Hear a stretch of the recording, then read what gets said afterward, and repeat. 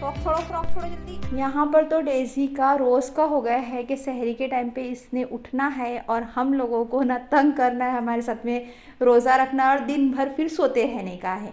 रोज़ा रखने के टाइम पे बराबर उठेंगे और इसको भी प्रॉपर खाने के लिए चाहिए, अगर नहीं दिए ना तो ये मैडम को और गुस्सा आ जाएगा। और नहीं क्या फिर बाद में इसकी शरारतें भी इतनी ज़्यादा होती है कि इसी किसी में टाइम पास ज़्यादा हो जाता है। मस्ती सूझ रही है ना। सहरी के टाइम पे हम उठते हैं, ये भी उठ के बैठ जाते हैं और ये नहीं क्या और काम बढ़ाते हैं, काम कम नहीं करते मैडम ये। अब यहाँ पर वहाँ से उठाए तो यहाँ आके बैठ गए, तो देखो अहरार जहाँ बैठने वाला था ना वहीं आकर के बैठ गए, तो अहरार भी उसके साथ छेड़खानी करने लग गया। अस्सलाम वालेकुम माय ब्यूटी फैमिली, कैसे हैं आप सब लोग? आई होप कि आप सब ठीक ठाक होंगे। अल्हम्दुलिल्लाह मैं भी ठीक हूँ।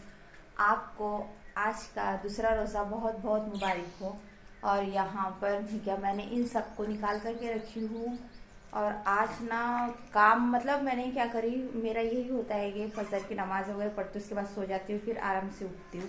तो अभी सारे काम मेरे रखे हुए हैं और डेजी मैडम उठ करके तैयार है। यहाँ पर पंछियों को भी मैंने जस्ट अभी बाहर निकाली, क्योंकि इन लोग सब ना सुबह में सहरी में 3:30-3 बजे से उठ जाते हैं और फिर इन लोगों का सोने का काम नहीं होता है ना डेजी, सोते नहीं है। और फिर जब मम्मा सोएंगी तब सोएंगे। अरे इतने जोर से नहीं करते, उंगली में इतने जोर से करते क्या?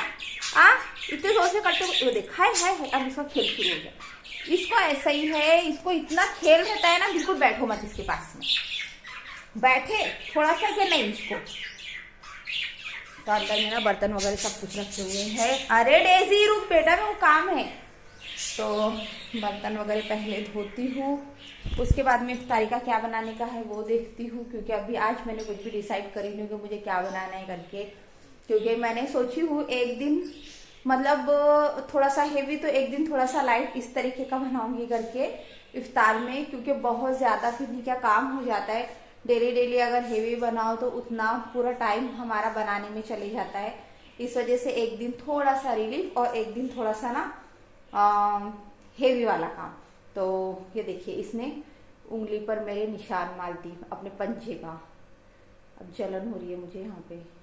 यहाँ पर मेरे जो काम थे ना सहरी के बाद के कुछ भी नहीं हुए थे। मैंने सोची कि सहरी के बाद में उठ कर के नहीं क्या फिर कर लूँगी, तो सारे काम मैंने कर ली। जो गैस वगैरह साफ़ करना था, कपड़े धोने के थे, बर्तन धोने के थे, सारे काम को मैंने ख़त्म करी। फिर ज़ोहर की नमाज़ वमाज़ पढ़ने के बाद में मैं लगी अपनी इफ्तारी बनाने के लिए, क्योंकि अकेले जब काम होते हैं ना तो हमारे ऊपर ज़्यादा प्रेशर आ जाता है। तो हमको, मेरा तो ऐसा होता है कि मुझे ज़ोहर के बाद में भी सोने के लिए टाइम नहीं मिलता है। जो मैं सहरी के बाद सो जाती हूँ ना, बस समझो उतना ही टाइम, उसके बाद मेरा कंटिन्यू मशीन के जैसा घूमते रहो और करते रहो, ये काम रहता है। तो आज मैं सिंपल से आलू भंडे बनाने लगी थी। आलू भंडे के लिए मैंने एक प्याज कट कर ली थी, तेल डाल दी, तेल में राई ज़ीरा डाल दी और कटी हुई प्याज डाल दी, और जो मिर्ची का पेस्ट बनाई थी ना मैंने वो ऐड कर दी इसमें, और थोड़ा सा अदरक लहसुन का पेस्ट ऐड करी। और आलू को अच्छे से मैश करके, पहले आलू को बॉईल कर ली थी, उसको मैश करके मैंने उस भुर्ते में डाल दी और उसको थोड़ी देर पकने दी। समार डाल करके मैंने निकाल दी, ठंडा होने के लिए उसको रख दी। फिर उसके बाद में मैं यहाँ पर बनाने लगी थी आलू भंडे का बैटर। तो उसके लिए मैंने बेसन ले ली थी, थोड़ा सा बेकिंग पाउडर ले ली थी, उसमें मैंने थोड़ा सा नमक डाल दी और काली मिर्च डाली हूँ, समार डाली हूँ। हाँ, मैं यहाँ पर लाल मिर्च और हल्दी का इस्तेमाल नहीं करती, ब्रेड पकौड़े के लिए हो या फिर इसके लिए, क्योंकि ऐसा बनाओ ना तो सच में बहुत टेस्टी लगता है। तो इसको बैटर को भी मैं भिगा करके नहीं किया, तकरीबन आधा घंटे के लिए अलग रख दूँगी, तब तक कि जो मेरा ये है आलू भंडे का जो पेस्ट है ना, तो वो अच्छे से नहीं किया ठंडा हो जाएगा। और जब ठंडा हो जाता है ना तब उसके गोले बनाओ ना तो बहुत ईजिली बन जाते हैं, वरना गरम गरम में तो हमारे हाथ को भी गर्म लगता है और ऊपर से नहीं क्या ये जो बॉल है ना वो अच्छे से बन के तैयार नहीं होते। तो इस वजह से मैंने इसको अच्छे से ठंडे होने दी। फिर उसके बाद में बेसन में लपेट लपेट करके एक एक करके आपको डाल देने का है इसको। और फिर उसके बाद में ये जो बारीक बारीक इसमें से नहीं क्या बेसन के अलग अलग कुछ कुछ निकल जाते हैं ना, तो उसको मैंने कड़ी बनाई थी ना तो उसके लिए इस्तेमाल कर ली मैंने। और ये इसको अच्छे से आपको मीडियम टू लो फ्लेम पे फ्राई कर लेने के हैं। सच में बहुत अच्छे बन के तैयार होते हैं, कम टाइमिंग में जल्दी बन जाते हैं और खाने में भी टेस्टी होते हैं। और रमज़ान में ना ये सारी चीज़ें नहीं किया बहुत टेस्टी भी लगती है। अहरार वैसे अभी कॉलेज से आया है, कॉलेज से आने के बाद में जस्ट उसने ये चेंज किया है, कपड़े पड़े हुए हैं उसके, टंगा के रखा क्या? हाँ। पैंट वगैरह सब, टावेल, ये टावेल कपड़ों में घड़ी नहीं करी रे, घड़ी करने के भी कपड़े। और मैं यहाँ पर बना रही हूँ इफ्तारी का। तो ये अभी नहीं क्या टिफ़िन लेकर के जाएगा और उधर से ही रोज़ा खुलने, अभी आज से बोल रहा है कि ये मस्जिद में खोलूँगा रोज़ा, है ना। तो अभी असर का टाइम हो गया, जोहर की नमाज को कॉलेज से गया था क्या तू? जोहर की नमाज में? अच्छा, हाँ हाँ क्या, तो ये कॉलेज से फिर माशाल्लाह से जोहर की नमाज को गया था बोलते। और अभी घर में आकर के मैं बोली थोड़ा सा वीडियो के लिए मोबाइल पकड़, तो बोलता पहले मैंने असर की नमाज़ पढ़ी। मैं ठीक है पढ़ ले तू। तो ये अभी असर की नमाज़ पढ़ता है और फिर जाएगा मस्जिद डब्बा लेकर के। शरबत बांधू क्या तेरे को? अब यहाँ पर अहरानी के असर की नमाज़ तो घर में पढ़ लिया, कॉलेज से आने के बाद भी मगरिब की नमाज़ के लिए इस बार बोलता है कि मैं रोज़े जो है वो मस्जिद में खोलूँगा।